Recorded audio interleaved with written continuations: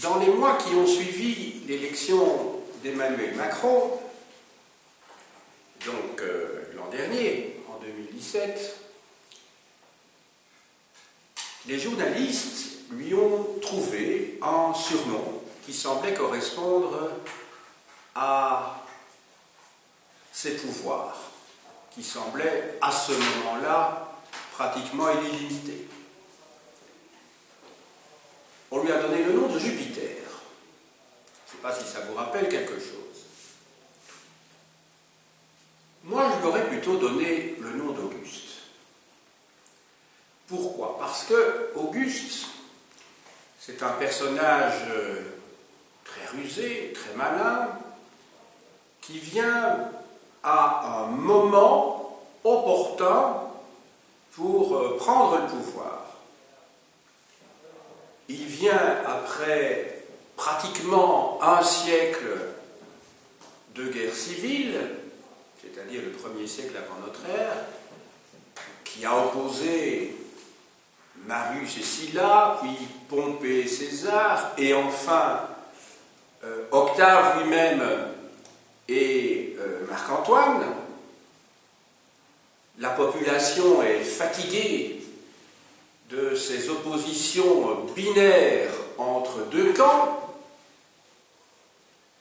et profitant de la situation, il parvient à établir un régime qui est un régime mixte entre, d'une part, la tradition et, d'autre part, l'innovation. Entre, d'une part, le régime républicain et, d'autre part, un nouveau régime, le principat qu'il va promouvoir et qui donc est le point de départ du système impérial. Alors vous allez me dire, mais quel est le rapport avec Macron? Il est certain qu'Emmanuel Macron, qui est un homme jeune, lorsqu'il est arrivé au pouvoir, c'était le cas d'ailleurs d'Auguste, qui est arrivé très jeune au pouvoir. Auguste a régné, tenez-vous bien, pendant 50 ans. C'est un règne extrêmement long, un petit peu de la durée de celle de Louis XIV, qui a régné également très très longtemps. Eh bien, Auguste, lorsqu'il arrive au pouvoir, est jeune, Macron est jeune, donc il véhicule une image de modernité, de changement, mais Macron lui-même fonde sa propagande, son discours électoral pendant les élections présidentielles autour du thème « ni ». Je ne suis ni de gauche ni de droite. Eh bien, Auguste, c'est un personnage qui lui aussi se veut un homme de rassemblement, il ne se veut pas un homme de parti. En tout cas, dans son discours, car vous savez bien que chez les hommes politiques, il faut toujours distinguer d'une part ce qu'ils disent, c'est-à-dire leur programme officiel, et la manière dont ils vont mener la politique, et qui peut, dans les faits, se révéler être le contraire de leurs promesses électorales. Il y a toutefois une grande différence, évidemment, entre Auguste et, Octave, et d'autre part Macron, c'est que l'un n'a pas été élu, tandis que le second l'a été. Une grande différence. Toutefois, on va voir qu'Auguste, je dis Octave, parce qu'il ne devient Auguste qu'à partir d'un certain moment, qu'Octave va s'insérer, va se fondre, va se mouler dans les institutions républicaines pour avoir la légitimité de son côté. Une sorte de main de fer dans un gant de velours.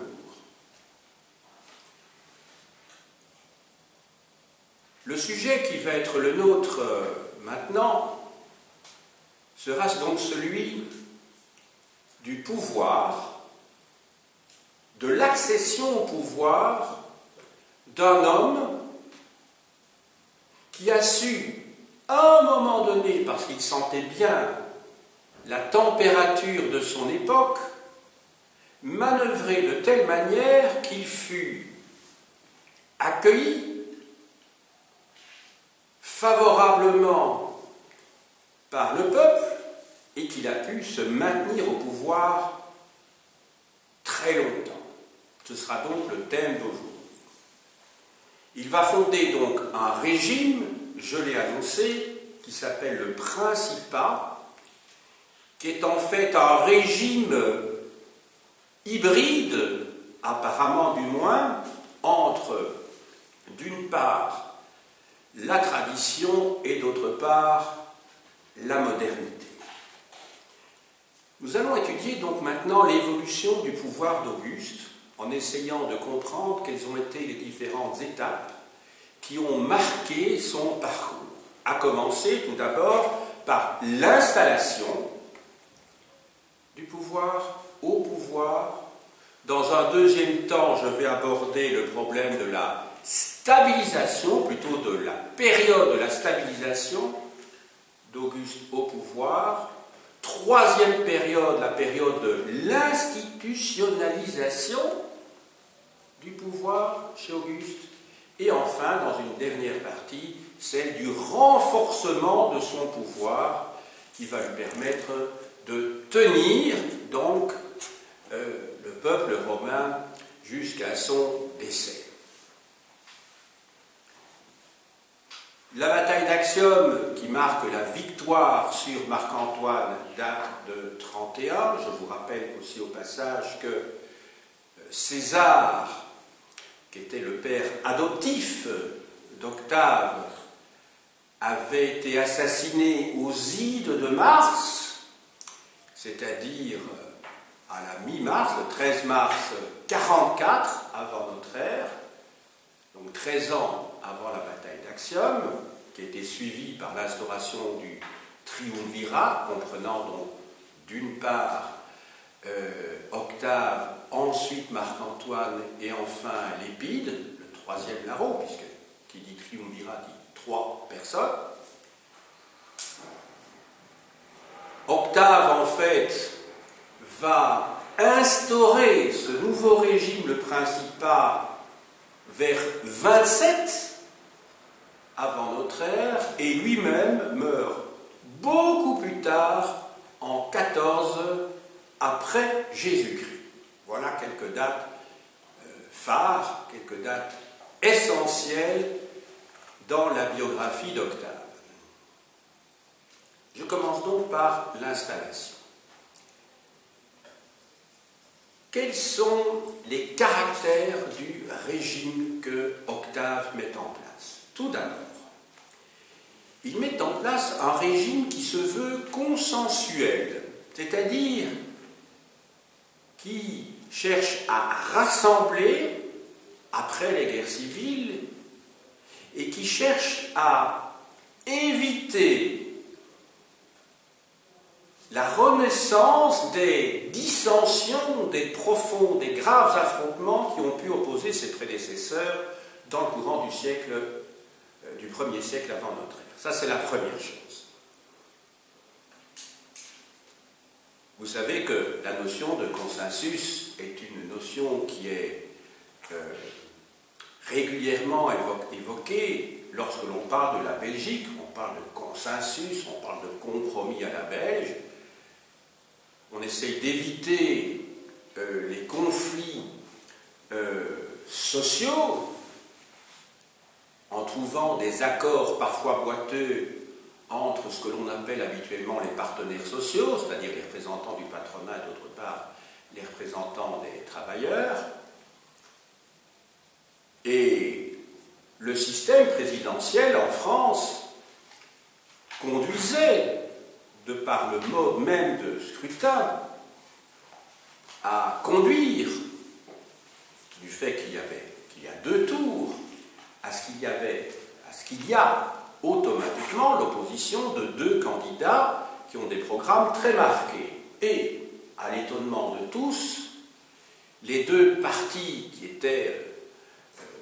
représentaient l'opposition, qui marquaient une opposition, j'allais dire, séculaire entre eux, c'est-à-dire la droite et la gauche, ont été renvoyés aux oubliettes.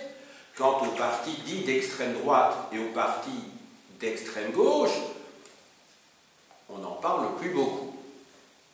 C'est vrai que le Front National nationale, on en parle plus, mais enfin, elle a été battue au second tour des présidentielles.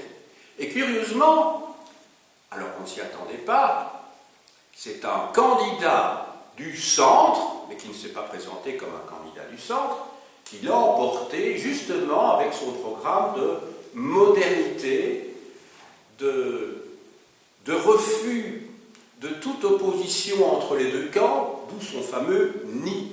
Je ne suis ni de gauche, je ne suis ni de droite, je suis autre chose. Je veux dépasser les clivages, je suis un homme de rassemblement. Donc, premier élément, le régime d'Auguste, Octave, encore à ce moment-là, est un régime consensuel. Il refuse donc d'être le représentant des riches contre les pauvres ou vice-versa. Ensuite, ce régime qu'il instaure, le Principat, est un régime personnel, où sous le couvert des institutions républicaines se cache en fait un régime personnel où l'on voit poindre, bien entendu, même s'il ne porte pas le nom, le régime monarchique. En fait, c'est une monarchie déguisée. Alors pourquoi déguisée? Parce que Auguste sait très bien que plusieurs de ses prédécesseurs l'ont payé très cher d'avoir voulu revendiquer la royauté. On pense bien sûr à César qui s'est fait assassiner à la Curie au mois de mars 1944. Et donc il ne veut pas tomber dans ce piège. Il a retenu les leçons d'histoire et donc il va diriger seul, mais en se fondant dans les institutions républicaines, en se faisant même légitimer par ces institutions républicaines. Donc, s'il y a bien une caractéristique d'Auguste qu'il faut lui reconnaître, c'est l'habileté. C'est un homme qui est très habile. Dans quel contexte, maintenant, a-t-il pu évoluer? Auguste avait un certain nombre d'avantages, un certain nombre d'atouts, et en revanche, un certain nombre de faiblesses. Mais je vais d'abord voir quels sont les éléments favorables. Tout d'abord, l'idée de monarchie, à cette époque-là, dans les derniers siècles qui précèdent l'ère chrétienne, ce n'est pas une nouveauté. En effet, les successeurs d'Alexandre le Grand, ceux qui se sont partagés son empire immense en quelques royaumes qui étaient eux aussi considérables, eh bien, ces personnages étaient des rois. C'étaient des rois. Ce qui paraît évidemment curieux dans la tradition grecque, qui était attachée, pour un certain nombre de cités, à la démocratie. Je pense bien sûr à Athènes ici. Ces rois vont demander à être vénérés comme des quasi-dieux. Ils vont adopter les mœurs des rois orientaux, comme le roi des rois, c'est-à-dire le roi des Perses, que l'on approche qu'avec vénération, voire avec crainte.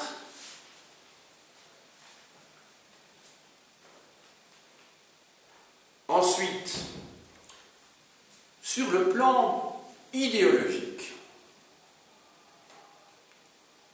et ce n'est évidemment pas le fruit du hasard, lorsque Octave entre en 30 avant notre ère, Alexandrie, après avoir battu Marc-Antoine et Cléopâtre, Octave décide de faire un discours devant le cercueil d'Alexandre le Grand. Il est évident qu'il voulait ainsi s'associer à ce personnage légendaire et être identifié à lui. Lorsqu'il revient d'Égypte, il va, de son vivant, faire construire un grand mausolée sur le champ de Mars à Rome, destiné à accueillir son corps le jour où il sera décédé.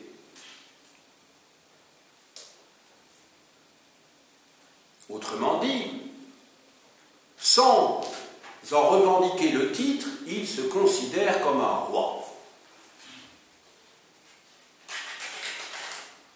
Mais vous savez que pour pouvoir être reconnu dans la population comme un quasi-dieu, il n'a jamais été Dieu, mais était un quasi-dieu, c'est seulement, souvenez-vous du cours que j'ai pu vous donner sur la religion romaine, c'est seulement de son vivant, on lui a rendu un culte, c'est le premier à avoir reçu un culte de son vivant, mais c'est seulement après sa mort qu'il est devenu un dieu. Et les empereurs à Rome, à partir d'Auguste, sauf s'ils subissent la malédiction, comme Caligula ou comme Néron, montent au ciel après leur mort et deviennent des dieux. Lors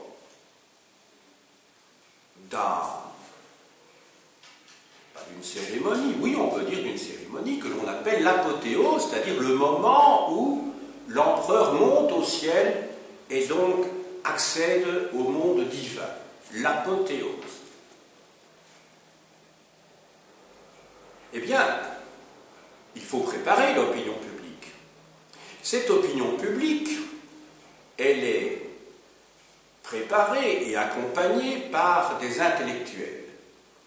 Des intellectuels qui sont proches du pouvoir et qui vont faire l'apologie d'Octave, de son vivant, en expliquant que l'empire universel correspond à une nécessité. Autrement dit que Octave, devenu Auguste, répond à un besoin de son temps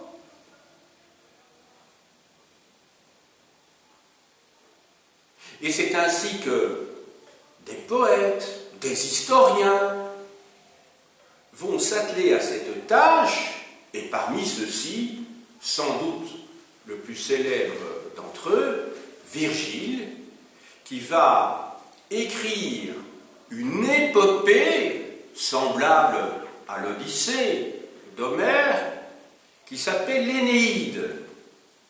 Et l'Énéide, en fait, c'est l'histoire légendaire de Rome depuis le moment où Énée fuit la ville de Troie en flammes,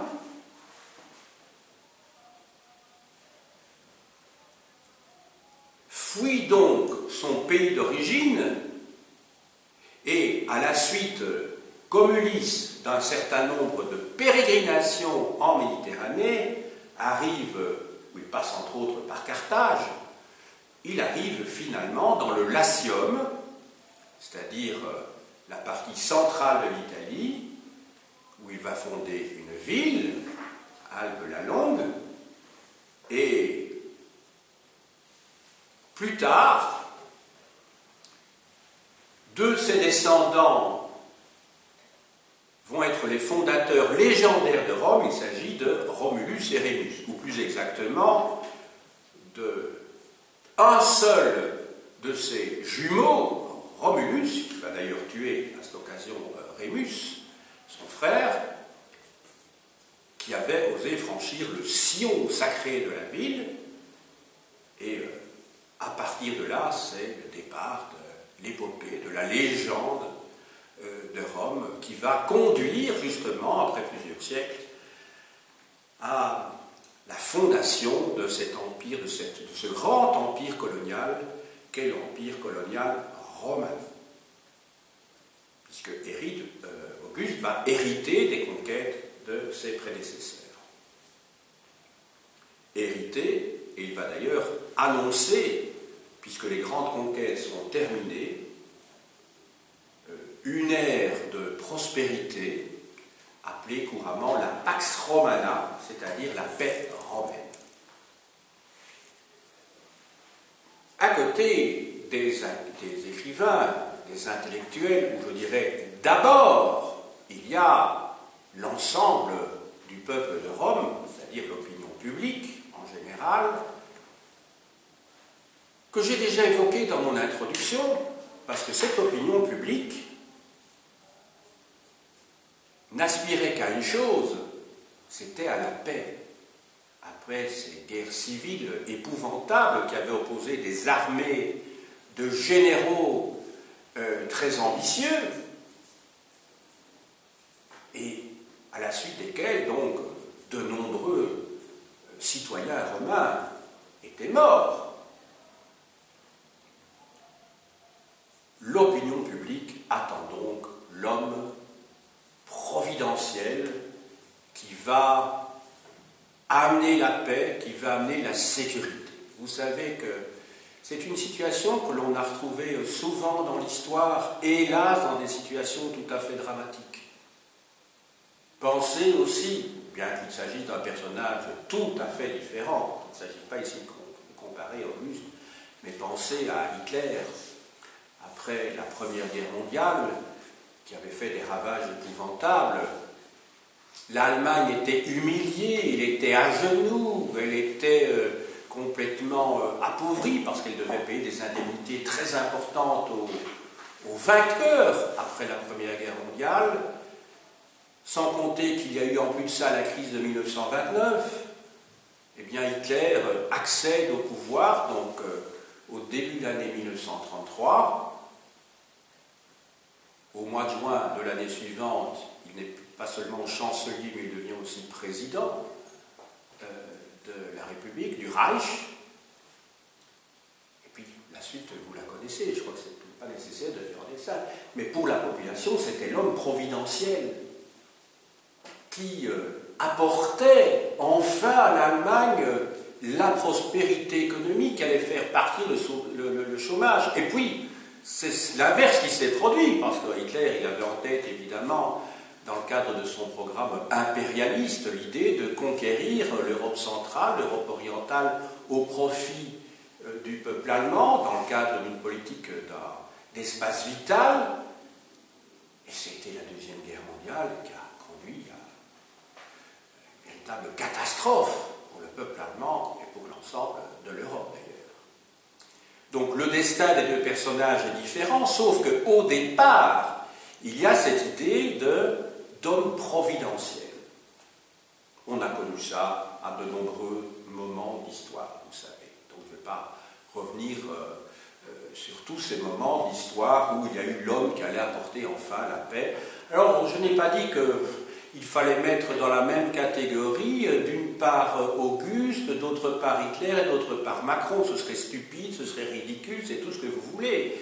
Simplement, à partir de circonstances qui ne sont d'ailleurs pas tout à fait les mêmes, quant à leur nature et quant à leur degré, on trouve des réactions similaires dans l'opinion publique, qui est celle d'avoir un homme qui va résoudre les problèmes et qui soit au-dessus de la mêlée des partis. Le général de Gaulle a fait la même chose en 1958.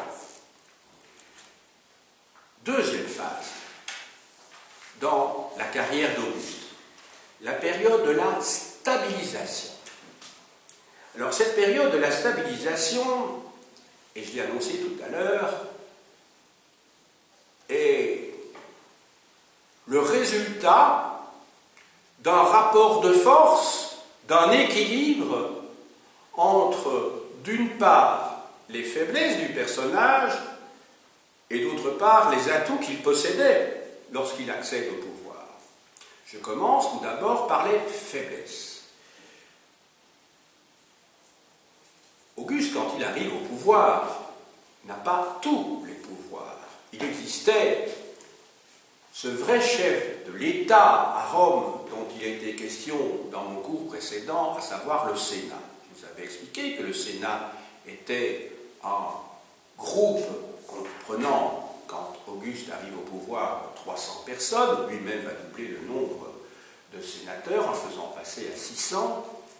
Eh bien, le Sénat est le vrai chef, en tout cas c'est le chef de l'État officiel de Rome. Et donc, Octave doit tenir compte du Sénat. D'autant plus que celui-ci possède des relais dans l'opinion publique, par le biais ne fût-ce que des clientèles. Vous imaginez, les sénateurs qui sont les gens les plus riches à Rome ont des clientèles, un petit peu logique. Quand vous êtes riche, vous avez des gens que vous pouvez saupoudrer, sucrer à l'occasion, et qui vont faire vos 4 volontés pour des questions de survie. Et donc Auguste doit tenir compte absolument de cette force politique puissante et essentielle à Rome. Ensuite, il ne faut pas oublier que Octave n'a pas été élu. Le triumvirat a été dissous après la mort d'Octave, de Marc-Antoine, après la défaite d'Axiome en Grèce. Et à ce moment-là, donc, Octave n'a pas de légitimité légale, de légitimité institutionnelle. Donc, vous avez retenu qu'il y a 2 faiblesses essentielles, c'est que d'une part, il y a un rapport de force qui n'est pas a priori favorable à Octave sur le plan institutionnel, il doit tenir compte du Sénat, et ensuite le fait qu'il n'a pas de légitimité républicaine, puisqu'on peut encore parler de république à ce moment-là. Maintenant, quels sont ses atouts? Et ces atouts ne sont pas quelconques, sinon il n'aurait jamais décroché comme ça le pouvoir, ça n'aurait pas été possible. Il y a 2 atouts. Tout d'abord, sur le plan de l'héritage. Octave, c'est pas n'importe qui. Il n'est pas noble, d'accord, mais il est le fils adoptif de César, ce qui n'est pas rien. Donc, il dispose d'un grand prestige. Un prestige militaire, un prestige familial. Ensuite, il a hérité à la fois de son père de sang et de son père adoptif, qui appartenaient à de grandes familles et qui étaient donc tous les 2 très riches. Vous savez que lorsque vous voulez accéder au pouvoir, la fortune, c'est quelque chose de très important. Il suffit de voir, et je fais de nouveau un pont avec l'actualité, parce que ça me paraît inévitable. Vous savez très bien que lorsque l'on se lance dans une campagne pour la présidentielle aux États-Unis, on a intérêt à avoir une caisse qui soit bien remplie. On a intérêt à avoir quelques lobbyistes qui versent leur écho, parce qu'eux-mêmes pensent à avoir des soutiens lorsqu'il faudra faire voter un certain nombre de lois une fois que leur candidat sera au pouvoir. Je ne vous apprends rien. Il suffit de voir aussi, ça n'a pas toujours été le cas, mais c'est quand même arrivé souvent aux États-Unis, c'était des gens extrêmement riches qui arrivaient au pouvoir. Et je ne parle pas simplement du dernier, qui est milliardaire, à savoir Donald Trump. On sait bien que ça aide pendant une campagne électorale que d'avoir un compte en banque bien garni. Ça permet de faire toute une série de voyages, de pouvoir se déplacer en avion plusieurs fois par jour. Ça permet de publier des affiches, enfin, ça permet de faire des tas de choses. Et c'est encore mieux, évidemment, quand vous possédez des chaînes de télévision ou des chaînes de radio. En Italie, pensez à Berlusconi. Il n'est pas arrivé au pouvoir par hasard. Bien entendu. C'est quand même pas la qualité du programme de ces gens-là qui les a amenés au pouvoir. Bien entendu, ils étaient en résonance avec une partie de l'opinion, ça c'est sûr, mais une partie de l'opinion qui, sur le plan de l'instruction, était relativement limitée. On est bien d'accord. Alors, donc, la richesse permet d'avoir une clientèle. Ce que l'on appelle une clientèle à Rome, c'est d'avoir en fait un groupe de gens qui, parce qu'ils attendent quelque chose de vous, sont prêts à vous apporter une aide matérielle, une aide logistique. De la même manière qu'on peut dire que comment dirais-je, ces hommes politiques fonctionnent comme des parrains dans la mafia.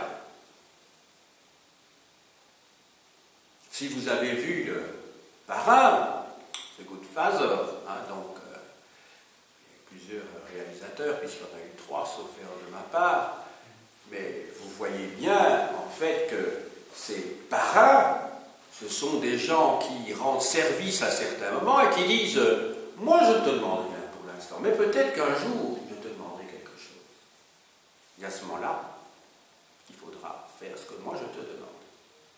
Vous vous souvenez de ce film? Eh bien, en fait, ces hommes politiques, c'est la même chose. Ils ont des tas de gens qui dépendent d'eux sur le plan financier, sur le plan alimentaire, mais en contrepartie, ils savent qu'ils peuvent leur demander un certain nombre de services. Appelons cela des services. Octave possède un certain nombre de titres aussi. Il possède un certain nombre de titres républicains, donc qui sont prévus par les institutions républicaines, et là, il n'innove pas, ce n'est donc pas un dictateur, Octave. Il s'inscrit bien dans une tradition. Souvenez-vous ce que j'ai pu vous dire au début de ce cours, quant à la définition de ce que c'est que le Principat. C'est un régime qui concilie à la fois la tradition républicaine et qui innove en fonction de l'attente des gens, mais au profit évidemment du prince, puisque prince est un de ses titres officiels. Alors, Octave est consul. Il accède au consulat. Je vous rappelle qu'à Rome, il y a 2 consuls et que les consuls sont commandants en chef de l'armée. À côté de ça, il est aussi imperator depuis 1943. Donc au lendemain de l'assassinat de César, il est imperator. Ça veut dire général en chef de l'armée. On reste donc dans le domaine militaire. Ensuite, il possède la puissance tribunicienne à partir de 32 avant notre ère. C'est quoi la puissance tribunicienne? On a étudié dans le cours précédent les institutions à Rome sous la République entre le 5e et le 1er siècle avant notre ère, et je vous ai précisé qu'un tribun est un magistrat particulier, il appartient magistrature inférieure, mais c'est une magistrature essentielle puisque le tribun est tout d'abord inviolable et le tribun dispose de ce droit incroyable qui est d'interdire la promulgation d'une loi lorsqu'il marque son opposition par ce célèbre geste « veto, j'interdis ». Donc, Auguste dispose de ce droit-là. C'est quand même important. À côté de ça, il dispose également d'une autorité, ce qu'on appelle auctoritas, qui est accordée par le Sénat en 29, toujours avant Jésus-Christ. Je ne sais même pas s'il est nécessaire de rappeler chaque fois avant Jésus-Christ, puisqu'il meurt en 14.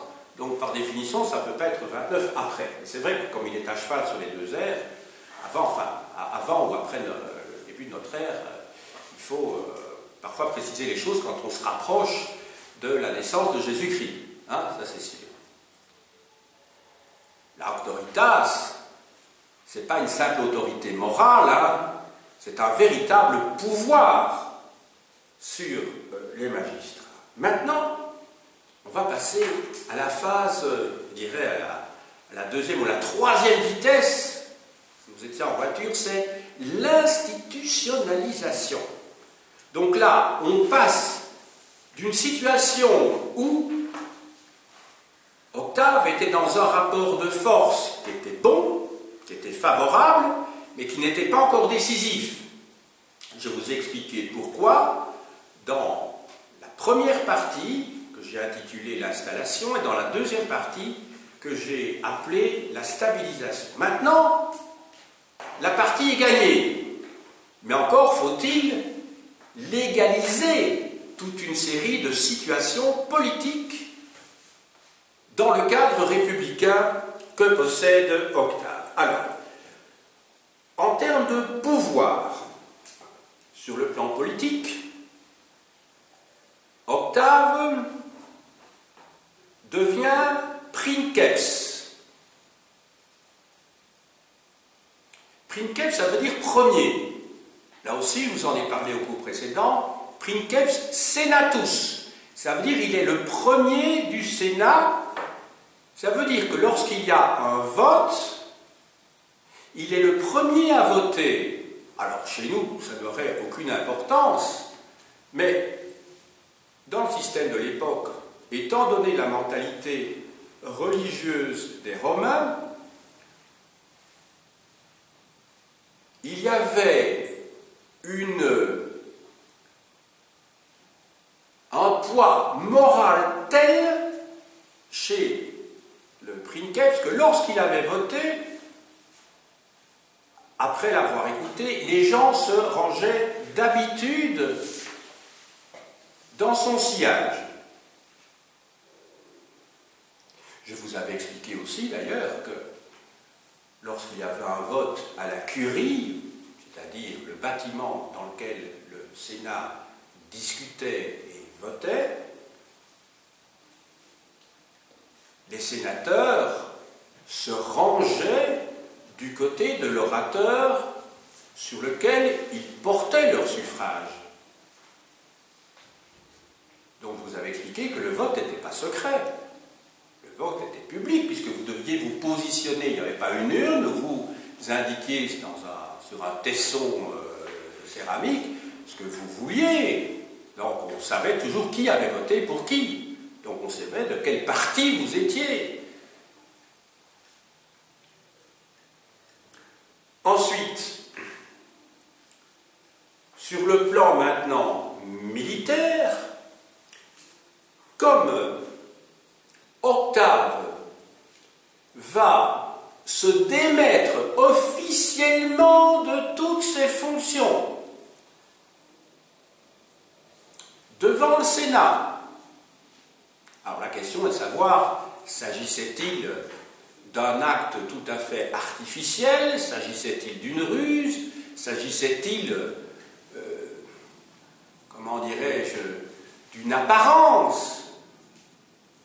Eh bien, en échange de cet acte-là, le Sénat, ça ressemble d'ailleurs étonnamment à une sorte de deal, bien sûr, le Sénat lui donne en échange le contrôle militaire de toutes les provinces périphériques. Vous allez me dire, oui, mais les provinces périphériques, ben, c'est justement pas le cœur de l'Empire romain, sauf que les provinces périphériques, ce sont les provinces qu'il faut défendre. Donc c'est là que se trouvent les légions. Autrement dit, il vaut mieux avoir un commandement sur un imperium, sur les provinces qui se trouvent en bordure de l'Empire, c'est-à-dire les provinces qui ont été conquises le plus récemment, plutôt que les vieilles provinces qui sont à l'intérieur, mais qui sont dépourvues d'armée. Or, vous savez que lorsqu'on a le pouvoir, Ben, il y a évidemment le contrôle des esprits, on est bien d'accord, mais dans ces proto-États que sont ceux de l'Antiquité, l'armée constitue un atout de choix, un atout tout à fait essentiel, parce que ça veut dire que vous avez la force de votre côté.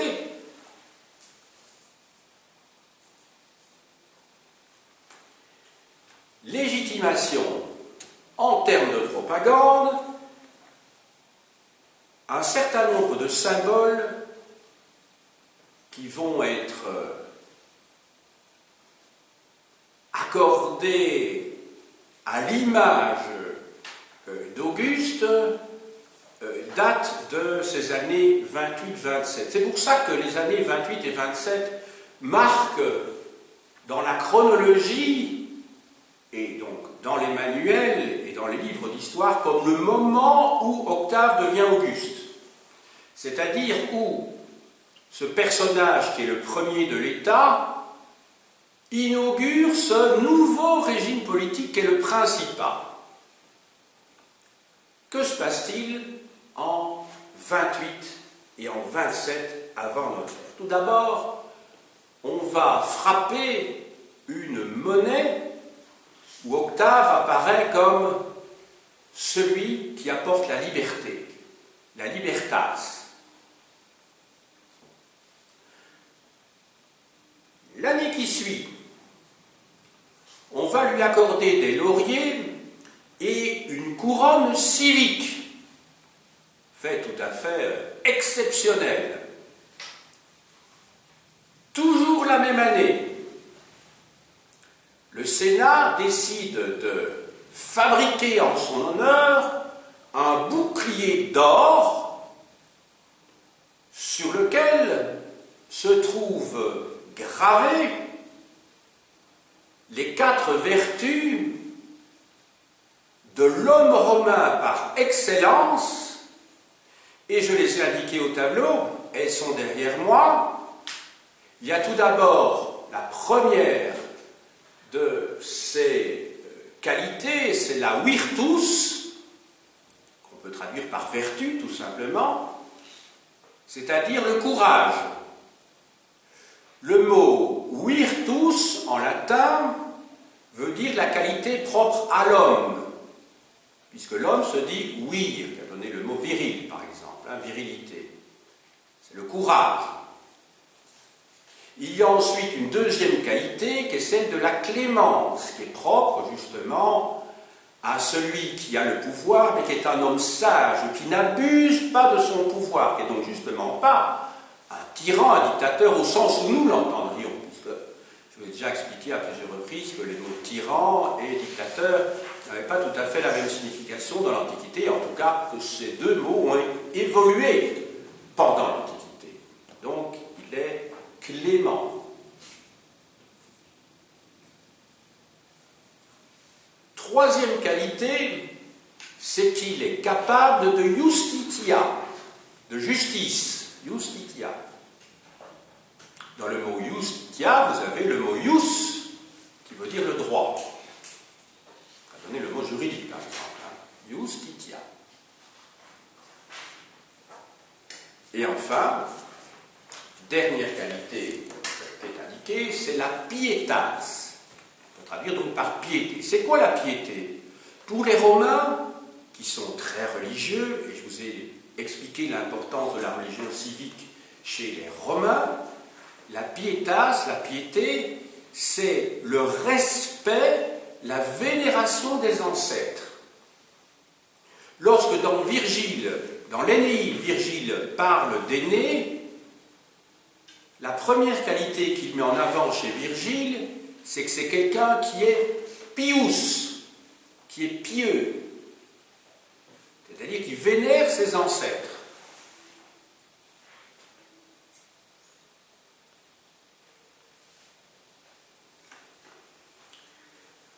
Passons maintenant à la 4e phase du règne d'Auguste. À partir de 27, il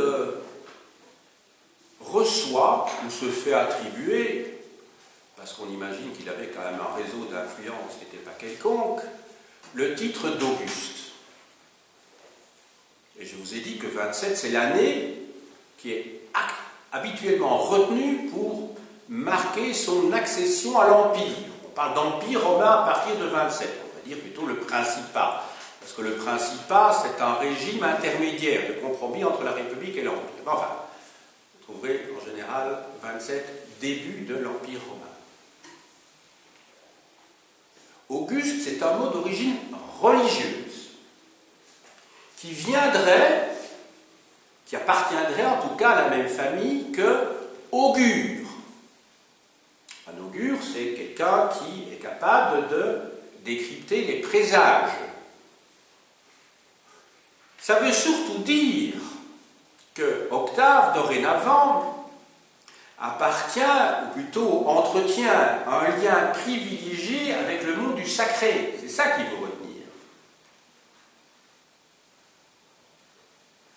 Avec le monde divin.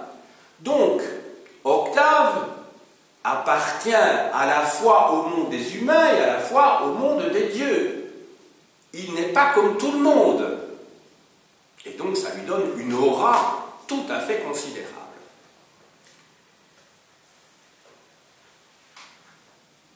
Auguste, dorénavant, puisque c'est comme ça que je vais l'appeler à partir de maintenant, sans ambiguïté, va refuser toute une série de titres.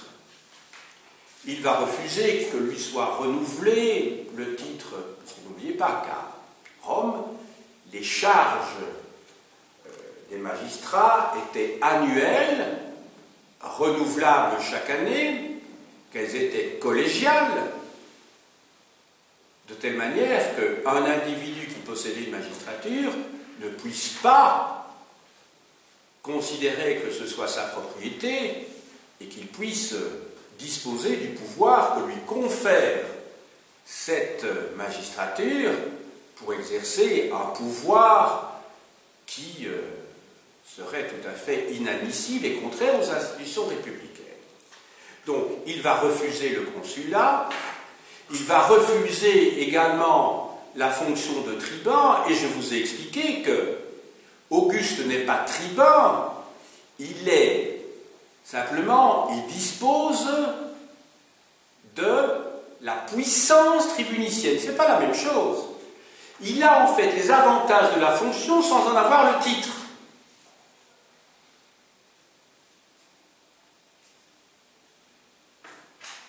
En revanche,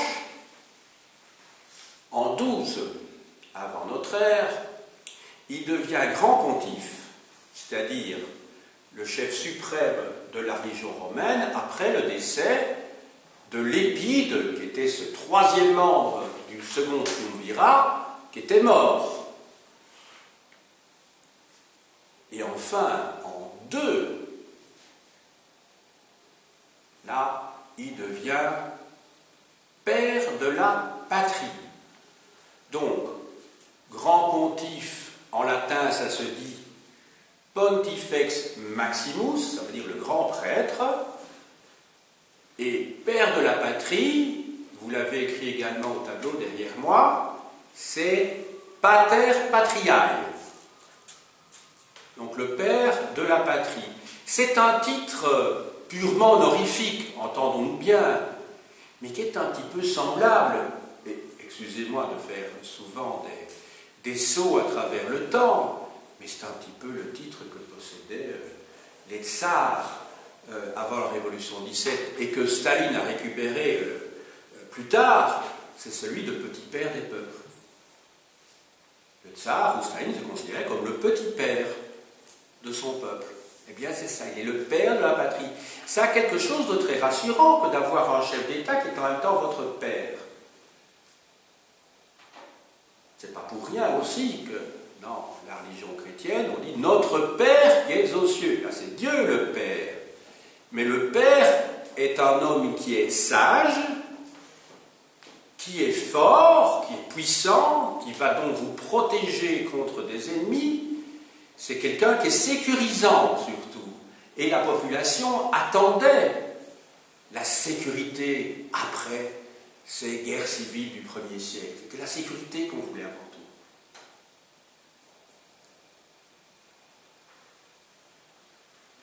Enfin, toujours dans le cadre du renforcement de son pouvoir, et à côté des titres qu'il s'octroie ou qu'on lui octroie dans le cadre d'une sorte de deal, mais enfin aussi pour lui faire plaisir, parce que quand vous avez un rapport de force qui est arrivé à un moment donné, on vous fait des cadeaux qui sont en fait aussi des preuves de servilité, il ne faut pas rêver.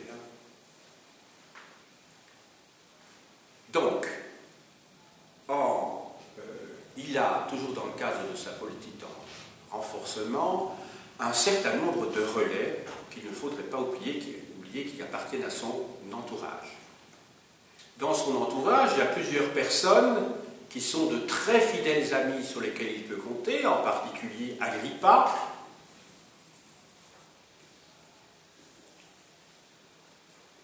qu'il espérait lui voir succéder, mais qui va mourir avant lui.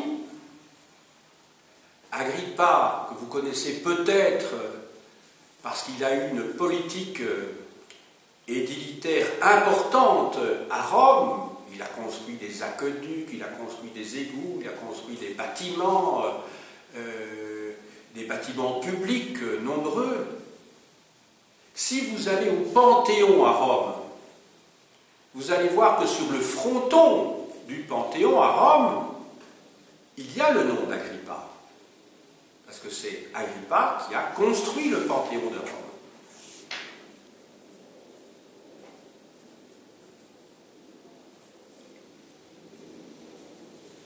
Pour renforcer son pouvoir, Auguste va aussi nouer des alliances avec des familles qui ont du poids à Rome.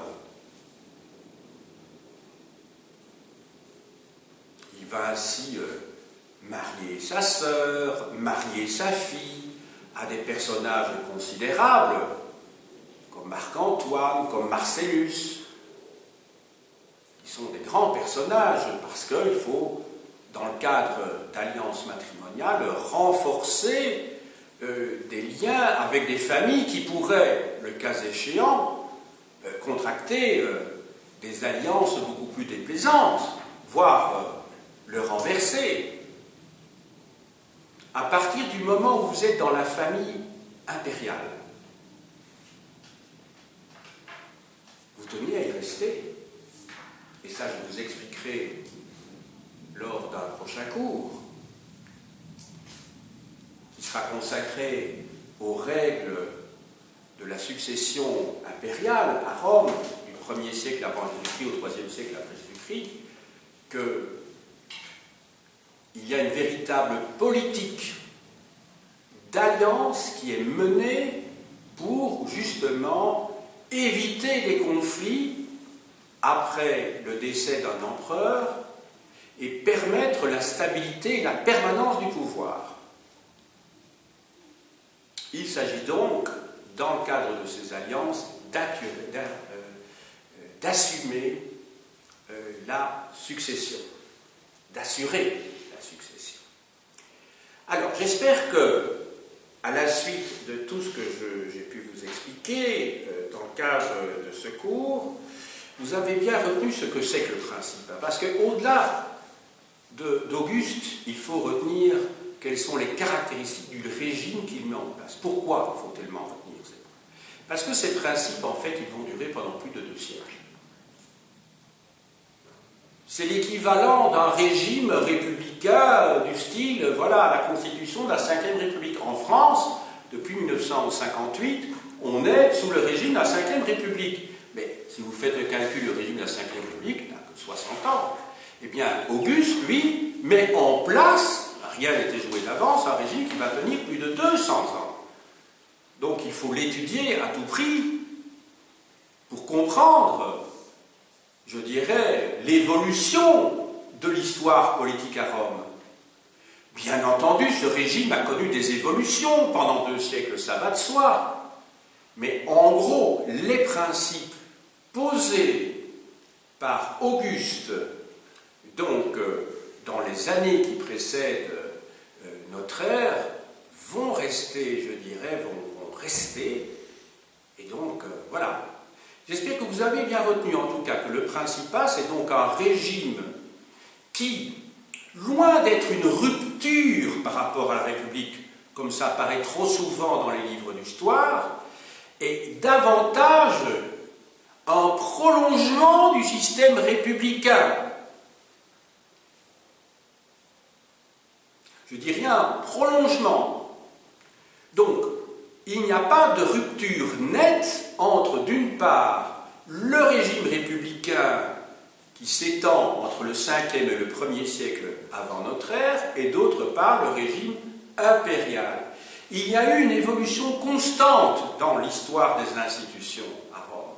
Une évolution constante. Je vous en ai déjà touché un mot au cours précédent. Et dans le régime impérial lui-même, il n'y a rien de commun entre un empereur, je dirais, du 2e siècle de notre ère et un empereur du 4e siècle de notre ère. On est passé du principat au dominat. Je vous ai déjà expliqué la différence entre les deux. Mais il n'en demeure pas moins, parce qu'à force d'apporter des nuances, on pourrait croire qu'il y a équivalence entre principat et république. Non, c'est bien un système monarchique qui se met en place, mais avec des habits républicains. Je crois que ce sera la conclusion que je vous donnerai à la fin de ce cours. Comme d'habitude, quelques livres. Tout d'abord, sur Auguste lui-même. Alors, le numéro 395 de janvier 2014 de la revue L'Histoire, Auguste, fondateur d'Empire.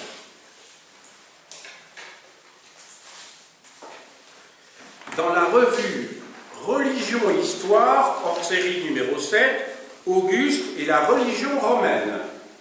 Je vous ai déjà montré cette revue-là lorsque j'ai fait mon cours sur l'histoire de la religion romaine la semaine passée. Le siècle d'Auguste de Pierre Limal, en que sais-je. Dans la collection U2 de Robert Estienne, Le siècle d'Auguste, qui est à la fois un ouvrage de synthèse, mais aussi un ouvrage qui est un recueil de documents très utiles, donc, si vous cherchez des textes pour donner des cours à vos élèves en secondaire. Alors, un livre plus ancien, Aspects de la vie sociale et économique sous Auguste et Tibère, de Delatte, dans la collection Lebègue.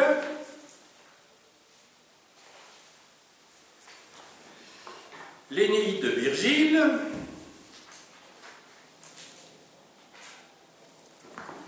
Sur le même auteur, un excellent livre de Jean-Paul Brison, Virgile, son temps et le nôtre, chez Maspero, dans la collection Les textes à l'appui.